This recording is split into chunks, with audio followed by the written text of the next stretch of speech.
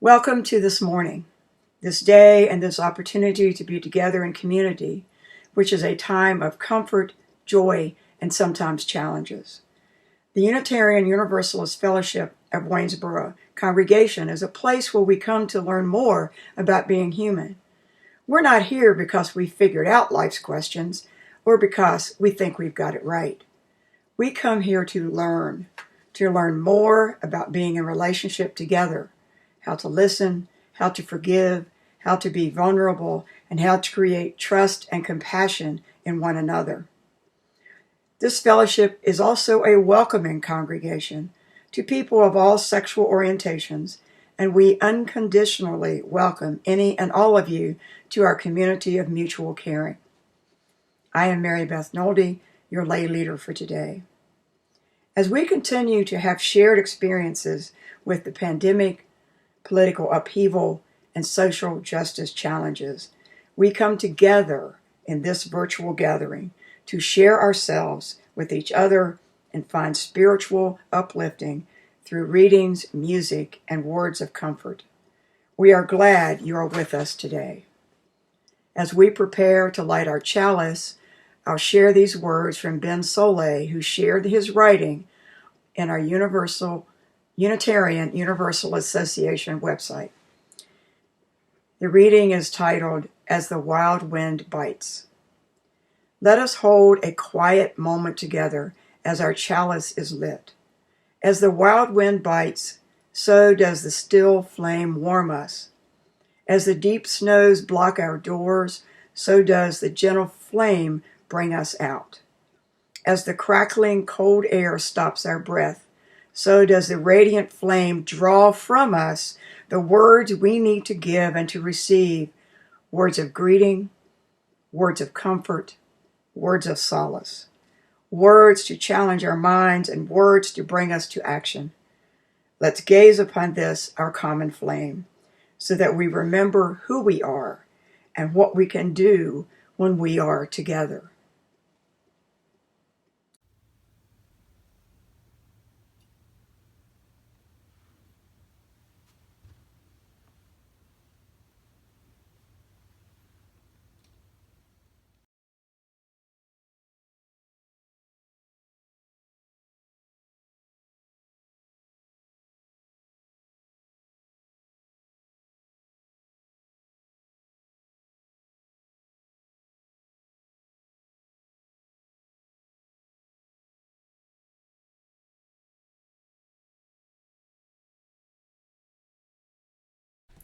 Hi everybody, my name is Mark David Buckles, and I'm going to be sharing the song Bright Morning Star with you. I hope you'll sing it with me. Some of you might be familiar with the song in the Unitarian Universalist hymnal, Bright Morning Stars. My understanding is that the song originally was Bright Morning Star, about our sun. Bright morning star is arising, or bright morning stars arising. This is also a different melody from maybe the one you've heard. It's, in my understanding, an old Appalachian melody, and it's got some additional verses written by my friend and colleague Matt Meyer. So here's how the song goes. Bright morning stars arising, bright morning stars arising, bright morning stars arising. Day is a breaking in my soul. So I'm going to line that out for you. I'll sing one line, invite you to sing it back with me. Bright morning stars arising, your turn. Bright morning stars arising. Bright morning stars arising, bright morning stars arising, bright morning stars arising, bright morning stars arising. Day is a breaking in my soul. Day is a breaking, day is a breaking in my soul. So let's try that whole thing together. Bright morning stars arising, bright morning stars arising, bright morning stars are rising. Day is a breaking in my soul. Let's try that one more time. Bright morning. Bright morning stars are rising. Bright morning stars are rising. Bright morning stars are rising. Day is a breaking in my soul. Rise up from morning slumber. Rise up from morning slumber. Rise up from morning slumber. Rise up from morning slumber. Day is a breaking in my soul. Rise up and hear your calling. Rise up and hear your calling. Rise up and hear your calling. Rise up and hear your calling. Day is a breaking in my soul. Oh, lift your voice to heaven. Oh, lift your voice to heaven. Oh, lift your voice to heaven. Oh, lift your voice to heaven. Day is a breaking in my soul. We'll sing out loud for justice. We'll sing out loud for justice. We'll sing out loud for justice. We'll sing out loud for justice. Day is a breaking in my soul. We'll build this faith together. We'll build this faith together. We'll build this faith together. We'll build this faith together. Day is a breaking in my soul. Bright morning star, bright morning star arising. Bright morning stars arising. Bright morning stars arising. Day is a breaking in my soul. One more time, bright morning. Bright morning stars arising. Bright morning stars arising. Bright morning stars arising. Day is a breaking in my soul. Day is a breaking. Day is a breaking in my soul. Day is a breaking. Day is a breaking in my soul. One more time. Day is a breaking in my soul.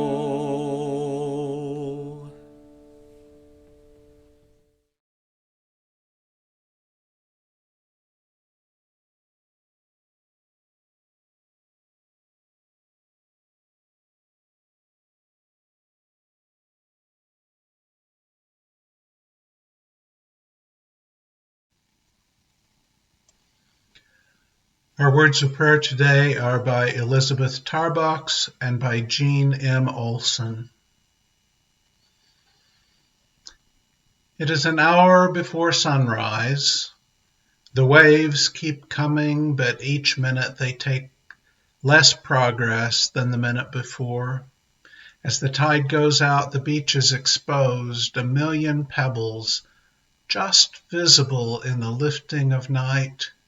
A periwinkle clinging to a rock, a horseshoe crab scrambling to catch the receding ocean, and I am exposed in all my hurts and frailties. My composure drains away with the tide, and the disheveled beach mirrors the ragged edges of my soul. The whole bay is my confessional, the breath of dawn, my confessor. I have been so consumed with my own hurts that I've forgotten to call a friend. I've put off doing those things that might bring healing to someone who is broken, or joy to someone who is sad, or compassion to someone who is at odds with the rhythm of life, because I cared for my own loneliness. I refused the hand of one who reached out to me, clinging instead to old familiar ways. I chose to remain stuck inside a problem rather than ask for help to solve it. I pray that some benevolent spirit has listened to my heart's despair and judged me not. At the edge of the clouds, a rim of cream appears. Night creeps away with my guilt beneath its cloak. Dawn sprinkles absolution. The heart has kept its promise. Forgiveness is at hand. In what form did the Spirit appear to you today? The blossom of a flower, the tug of a child's hand, the silent twinkling stars, an old woman smiling at the bus stop, a lover's gentle hug, a presence so close to your soul you could almost touch it, words of truth formed unbidden in your mind. The holy, disguised in so many ways, may your senses open wide in recognition.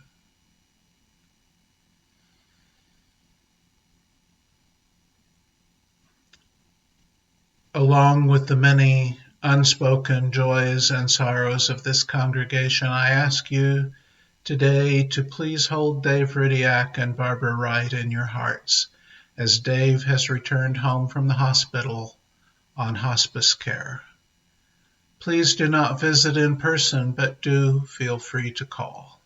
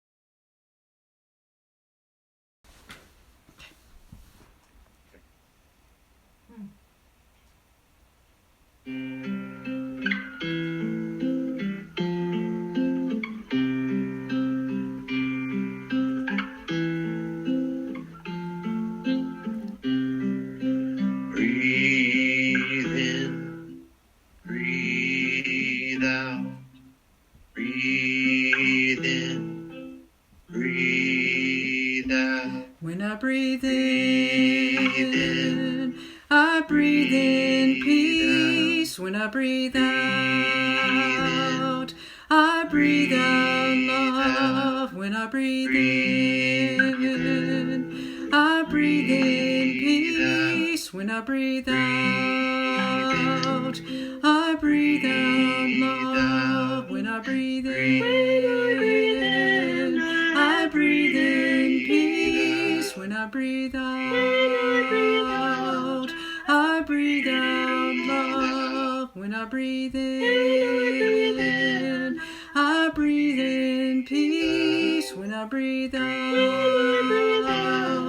I breathe out love. When I breathe in, I breathe in peace. When I breathe out, I breathe out love. When I breathe in, I breathe in peace. When I breathe out, I breathe out love. Breathe in, breathe out, breathe in, breathe out.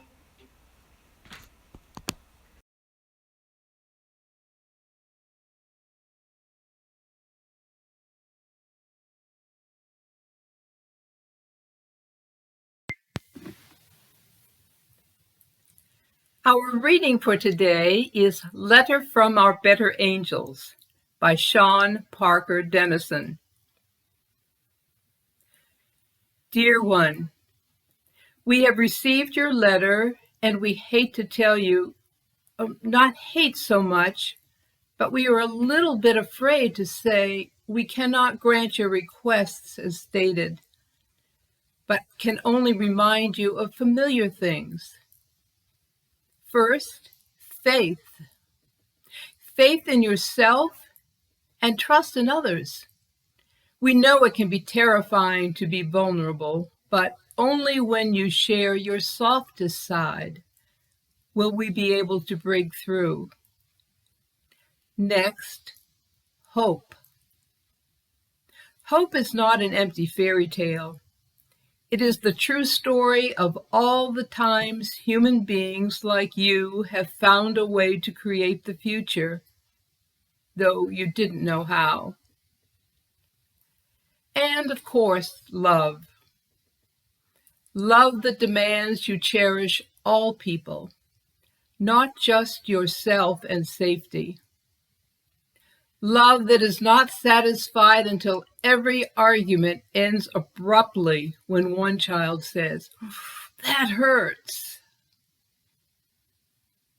There is so much to learn and relearn.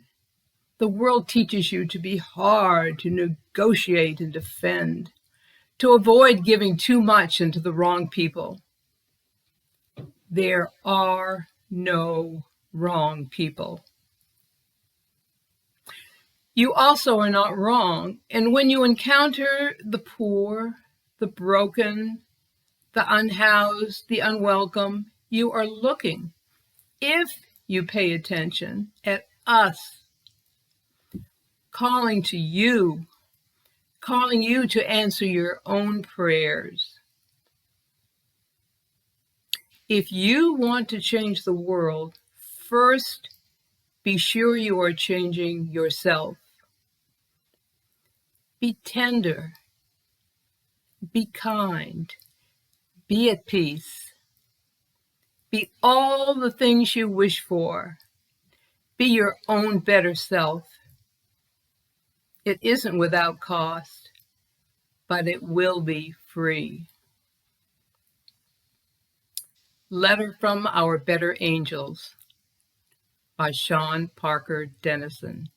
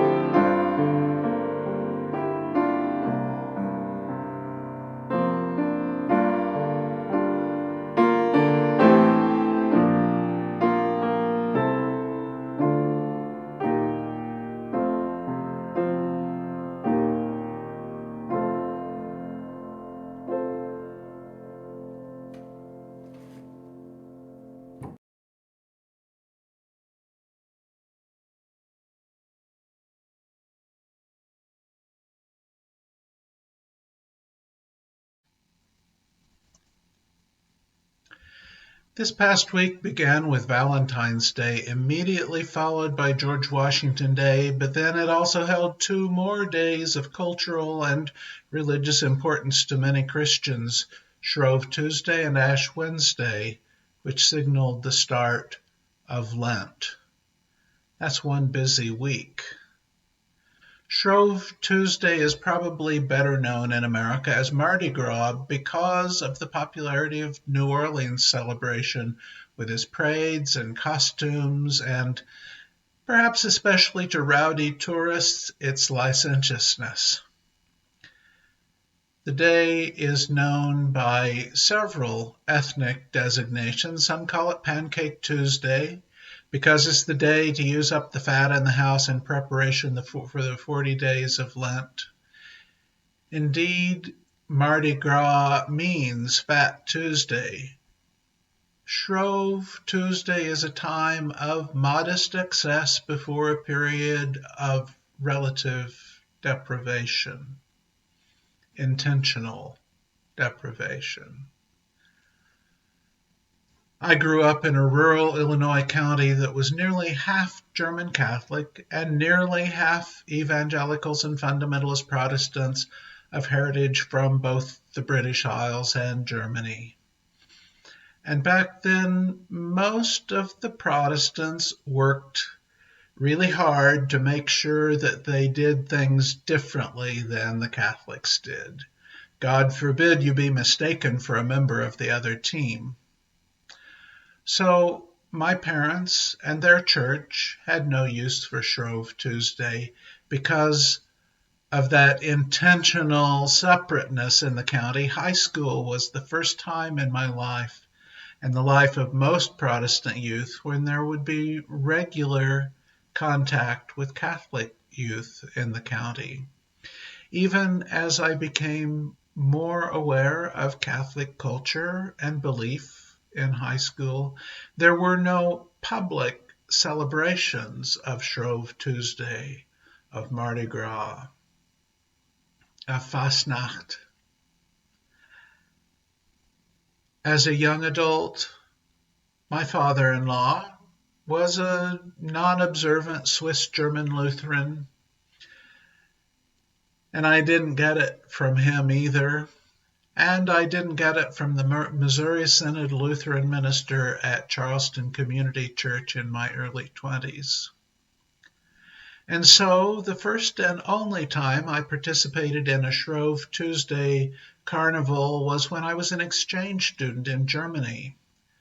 What did I know from Fasching or Fastnacht, 2 names for the same basic celebration in Germany? And so I went with friends from my dormitory to the university's carnival, where the seasonal foods and lots of social activities were available. Some students in costumes, but not all. But all I really remember much about was sitting in a large hall with my friends watching Rocky Horror Picture Show on the big screen for the first time. Ash Wednesday is the next day, the day of receiving ashes on one's forehead, a traditional Christian ritual which begins Lent, a period marked by Friday fasting and often giving something up through the entirety of the Lenten season. And you can bet if I wasn't exposed to Shrove Tuesday growing up, I wasn't trained in the ways of Ash Wednesday or Lent either. Here again, I have never observed Ash Wednesday and observed Lent in some form only once. Walter and I were living in Mount Vernon, Illinois, and hosted a German high school boy for his exchange year in America. He was from Langenfeld unterm Stein, a long name for a small village in former East Germany. He was an observant Catholic. He went to Mass almost every week through his year with us, And as Lent was nearing, he began talking about it. It was clear that it was important to him, and so I accompanied him on his Lenten journey, giving something up for the 6 weeks of the season, and mirroring his practice, also selecting something positive that I otherwise would not be doing through that time. I don't remember what those things were, but I remember it was a good season of solidarity with a member of our household whose religious and spiritual practice was otherwise quite different from mine. Walter and I were members of a very small Unitarian Universalist fellowship that was about 1/3 liberal Christian, 1/3 new atheist, and the rest a mix of Buddhist influence, pagan influence, agnostic, undefined, and Jews married to non-Jews. Each year when it came to Christmas time, the fellowship closed for the Sunday before Christmas rather than having a Christmas-related service. Easter was more ostara and Easter baskets and chocolate than resurrection. One member had an ongoing love affair with New Orleans and would bring king cake for the coffee hour nearest Mardi Gras. It was totally a cultural thing for him. So it hit me as something of a shock to find out that there were Unitarian Universalists practicing Lent. Soon after I started seminary, I began encountering first UU bloggers blogging about UU Lent, and UUs on Facebook using the hashtag UU Lent. How strange it seemed to me. What do you mean? Do Unitarian Universalists observe Lent, even if they do not identify as Christian? My mind was boggled. But yes, I discovered some Unitarian Universalists do observe Lent. Not necessarily exactly the same way as our Catholic neighbors and family might do, but observe it nonetheless. A few years ago, Mr. Barb Grieve, former co-moderator of the UUA, devised a UU Lent specific spiritual practice of contemplation of a different word for each day. He wrote, "Rather than a practice of self-denial, we offer this opportunity to spend the season of Lent engaged in a spiritual discipline of deep intention and appreciation of our world, our place in it, and an openness to grace in our daily lives.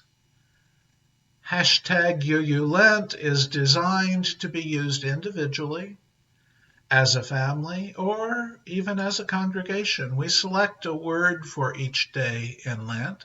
We believe each word will be accessible to all ages and stages of faith development.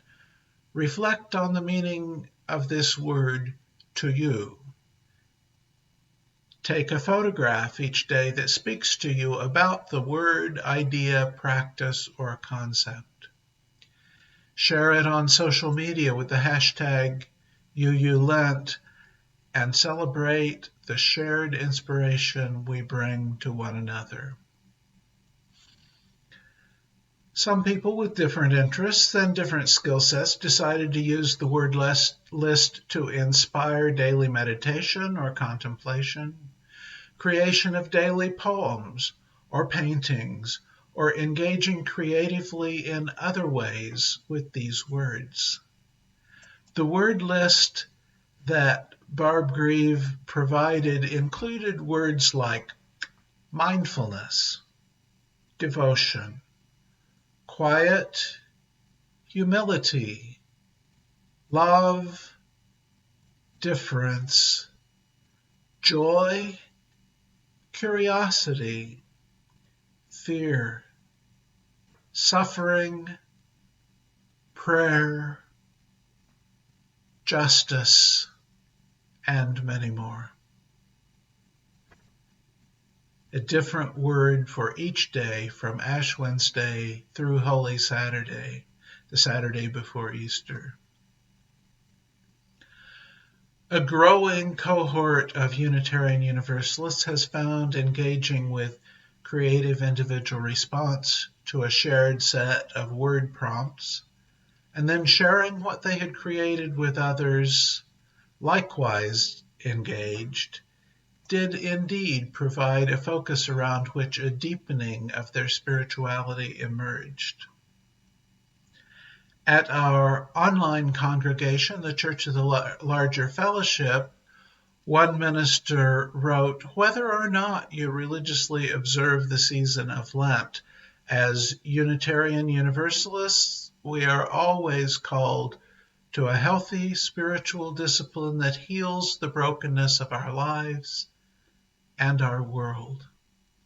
In this time of contemplation, we are invited to recenter ourselves and our spiritual communities. We are invited to ask, what's in your heart? What's our vision, our passion? What brings us joy? Where are our strongest relationships? What promises do we keep? How are we called to nurture and heal our world?" Both of these practices call us to deeper understanding and commitment through contemplation engaged in as a community of co-religionists.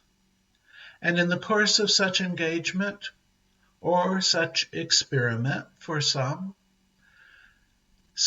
ministers and amateur historians started pointing out that this was nothing new at all.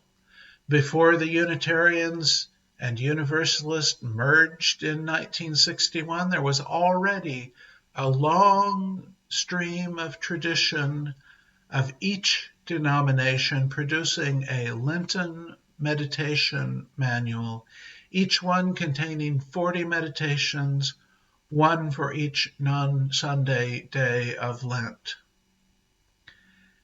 Eventually, the word Lenten was omitted from the Unitarian Universalist meditation manuals, but the practice of using the same season as our neighbors to deepen our spiritual practice together continued, for some, of course. So it turns out UU Lent isn't so innovative and unusual at that. Whether Lent as an organizing motif is meaningful to you or hard to find any connection to, may you find in this season of the year, this late winter through early spring, when nature is doing its thing, but not yet with the drama that the eruptions of spring bring, a time when we consider what is meaningful to us and prepare our hearts for pursuing justice together, when warmth and sunshine and growing immunity again bring us out into public spaces and shared action. And so I leave you with the benediction of the Reverend Jim Mcgaw, a seminary colleague of mine, who says, "When I say go in peace, I don't mean go in mindless oblivion. When I say go in peace, I don't mean go without challenging yourself or others. When I say peace, I don't mean go in utter ease and comfort. When I say peace, when I say go in peace, I mean go in peace-seeking justice. I mean go in peace committed to equal rights and opportunities for all.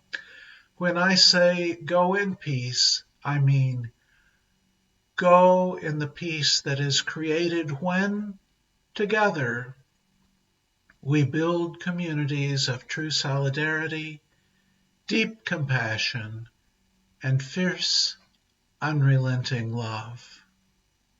Go in peace. Amen, and blessed be.